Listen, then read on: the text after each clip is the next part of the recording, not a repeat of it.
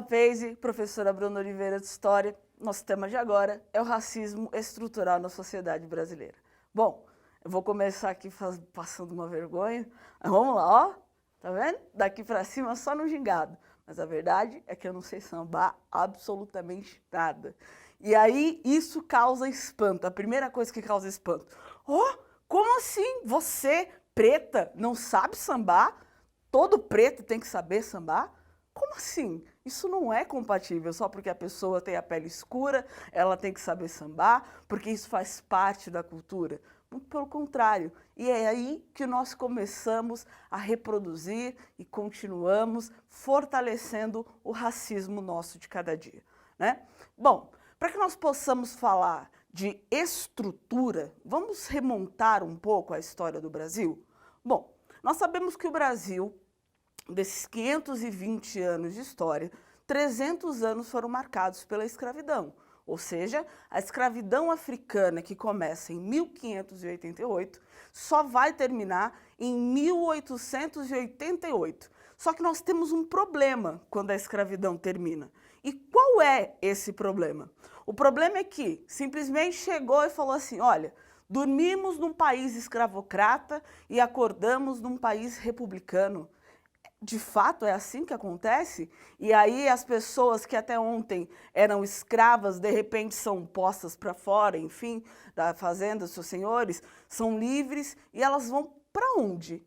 Onde vão parar essas pessoas que até então eram escravizadas, privadas da sua liberdade, obrigadas a trabalhar? Né? Então, assim, não sobra dentro da nova configuração aqui, que agora somos um país republicano, agora a república de fato acontece. Primeiro, o que é república? Né? República é coisa de todos, ou seja, deveria ser formada por todos. Mas não foi bem assim que aconteceu. Aliás, quando nós falamos do processo de a independência, e aí nós chegamos no processo de abolição da escravatura, até chegarmos na República. A República, na verdade, ela foi uma grande marcha que ninguém entendeu nada. Então, o que aconteceu? Primeiramente, eu gostaria de sugerir a vocês a leitura de um livro chamado Os Bestializados e a República que Não Foi, do José Murilo de Carvalho, né? E ele vai tratar muito bem esse período. Ele vai dizendo, olha, a República não se construiu de maneira igualitária e as pessoas assistiram aquilo bestializadas. Ou seja, simplesmente as pessoas ali estavam no seu cotidiano, na sua vida normal, fazendo os seus afazeres, enfim, e de repente tem um cara passando, pá, Marechal ali, Marechal Deodoro da Fonseca, passando, pá, falou, ó, República, passando em cima do seu cavalinho, tal, cavalinho aqui, ele ali, República acontecendo. Pô, como assim? E as pessoas olhando assim, falando, mas quê? As pessoas nem sabiam o que era a República. As pessoas nem sabiam o que estava acontecendo. E por que elas não sabiam o que estava acontecendo? Porque elas não foram informadas das mudanças que isso resultaria. Entende? Elas não foram informadas das implicações desse processo. Então elas simplesmente se retiraram e viram, assistiram bestializadas, né, como José Murilo de Carvalho vai dizer, as pessoas assistiram espantadas aquilo e falaram, olha, eu não faço parte disso e também não quero fazer, né? Então as pessoas simplesmente se retiram. Bom, e agora voltando aqui para o nosso foco estrutural, eu gostaria de convidar vocês a primeiro ver aqui, entendendo o racismo dentro da nossa sociedade, tá? Então, assim, quando nós temos a proclamação da República, o advento, então, da liberdade dos negros, nós não temos nenhuma medida, naquele momento, que já assegure aos negros que eles podem, então, ter empregos, que eles podem, então, trabalhar de uma outra forma que não a mão de obra escrava, certo? Então, assim, ao longo dos anos, por essa desigualdade, nós, quando construíram, aliás, a nossa república, há um movimento que estava acontecendo na Europa, que chegou aqui no Brasil, chamado de Belle Époque, né? E o que é a Belle Époque? A Belle Époque é o alargamento das ruas para que grandes casarões surjam aí aqui em São Paulo, por exemplo, a Praça da República, que é um grande marco, ou seja, as ruas foram absolutamente alargadas para que casas grandiosas pudessem surgir e a população negra, nesse alargamento, foi sendo jogada para lá, foi sempre sendo deixada de lado, né? Ou seja, surgem aí as favelas, né? Que nós hoje, com a ressignificação, chamamos de comunidades, mas naquele momento é a favela, o crescimento desordenado dessa população, e aí as pessoas não tinham para onde ir, de fato, iam para as favelas. Bom, o que isso resultou no país de hoje? Porque o racismo estrutural brasileiro começa em 1588 e se estende até os dias atuais. É necessário que nós pensemos e que nós tenhamos muita clareza de que as discussões sobre o pensar diferente a respeito do povo preto, né, da mulher preta, do homem preto, é muito recente. Começa de 1960 para cá. Então, assim, a nossa história, o nosso modo de enxergar e falar assim, gente, olha, nós precisamos parar e olhar para essa população preta que sempre foi excluída dentro desse racismo estrutural e pensar nas consequências que isso vai trazer, né? Então, assim, o que vai acarretar aqui esse nosso racismo estrutural? O encarceramento em massa, né? O Brasil é o país, primeiro, que mais mata negros no mundo. É a polícia mais violenta. A população carcerária brasileira é composta majoritariamente, ou seja, a maioria das pessoas que estão nas cadeias são pretas, né? E aí vai ver uma pessoa e chega e fala, então tá defendendo bandido, tá achando ruim? Levam para casa, porque o discurso é sempre esse, né? Não, muito pelo contrário. Eu não estou dizendo aqui que as pessoas não devam pagar pelos crimes que cometem socialmente com as leis vigentes, muito pelo contrário. Mas eu estou falando que dentro desse encarceramento em massa, falta um Estado democrático de direito. O que é esse Estado democrático de direito? O Estado democrático de direito é assegurar a essa pessoa que está encarcerada, primeiro, que ela vai receber um julgamento justo e igual a todos os outros. Ela vai ser julgada não pela sua cor, né, como acontece, mas pelos seus atos, certo?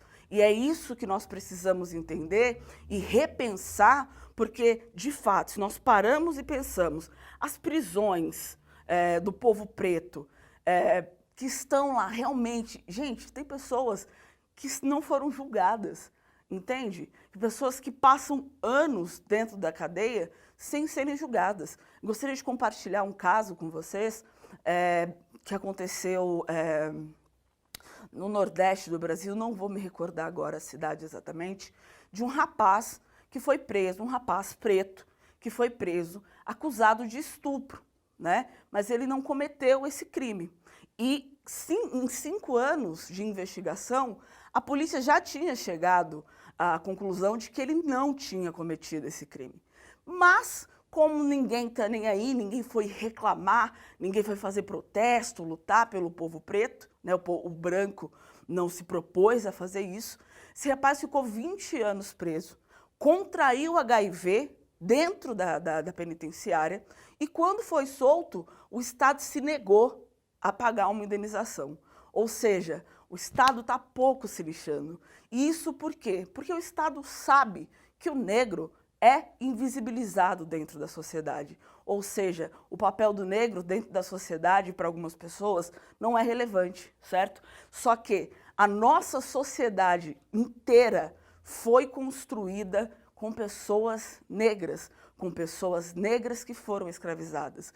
Então, nós temos uma cultura que precisa ser respeitada. Ou seja, essa cultura e agora essa nova forma de pensar a história, de avaliar, de trazer o povo preto para o protagonismo, é muito importante, né?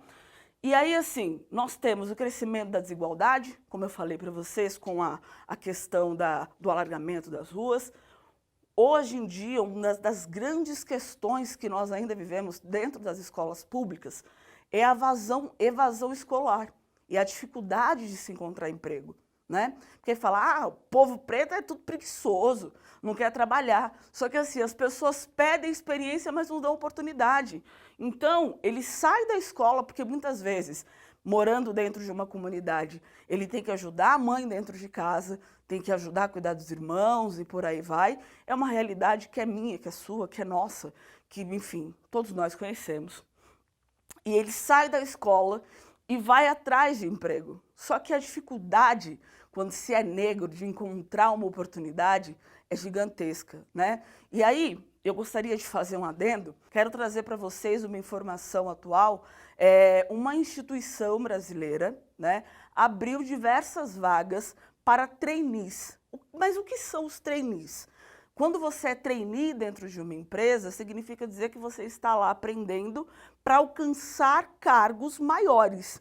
E isso, é claro, incomodou uma parte da sociedade. Na verdade, incomodou muita gente.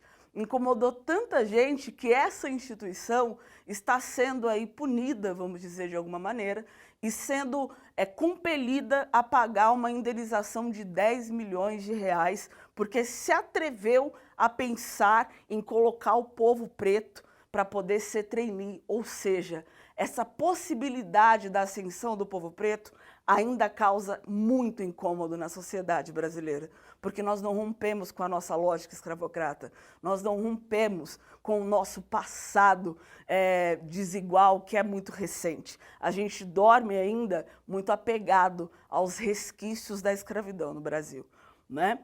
Então, assim, a estrutura social por si só, dentro das comunidades, dentro das favelas que surgem naquele momento, elas são muito desiguais, certo? Então, o crescimento é desordenado, várias casas sendo feitas ali de maneira totalmente desordenada também. Então, o que é importante que a gente saiba? Pessoal, nós só vamos conseguir acabar com esse racismo estrutural quando nós começarmos todos a questionar o porquê a inferiorização de um povo durante tanto tempo aconteceu sem que ninguém se pronunciasse ou fizesse alguma coisa para poder mudar essa realidade, certo? E aí fala, tudo é racismo hoje em dia, tudo é mimimi. Não, não é mimimi, é discussão, é para a gente poder pegar esse quebra-cabeça, virá-lo e olhá-lo sobre uma outra perspectiva, ou seja, vê-lo sobre um outro olhar, porque é isso que é importante, porque é assim que se muda. Você, branco, do outro lado, que está me vendo aí, você fala assim, mas eu não tenho lugar de fala. Não, realmente, mas se você somar com a nossa luta, se você conscientizar um amigo seu, conversar, enfim, quanto mais se conversa, quanto mais se debate esse tema, mais nós vemos a urgência de mudança, né? O lugar de fala, obviamente, é negro, porque é o negro que sente na pele as consequências de sua cor, literalmente, né? Mas você, branco, também tem o poder de chegar e falar assim, olha, não vamos falar que o Brasil é uma sociedade extremamente igualitária, vamos romper com essa lógica, por isso, isso, e você ir apresentando os argumentos que você tem. Então eu convido você a se unir a nós, mulheres e homens pretos, que estamos aí na luta para poder tentar fazer dessa sociedade que é tão desigual um pouco mais igualitária. Resumo do nosso tema de agora foi o racismo estrutural na sociedade, a forma como ele se dá, o encarceramento em massa, ser antirracista, que é como eu falei, o convite que eu fiz a você, que está do outro lado, a virar esse quebra-cabeças e começar a questionar essa lógica perversa que coloca negro sempre abaixo do branco, o crescimento da desigualdade, a evasão escolar, né, e a dificuldade de encontrar emprego, e essa estrutura social, política, que é muito precária. Bom, é isso. Espero que vocês tenham entendido, espero que vocês tenham gostado. Tamo junto, é nóis e até a próxima.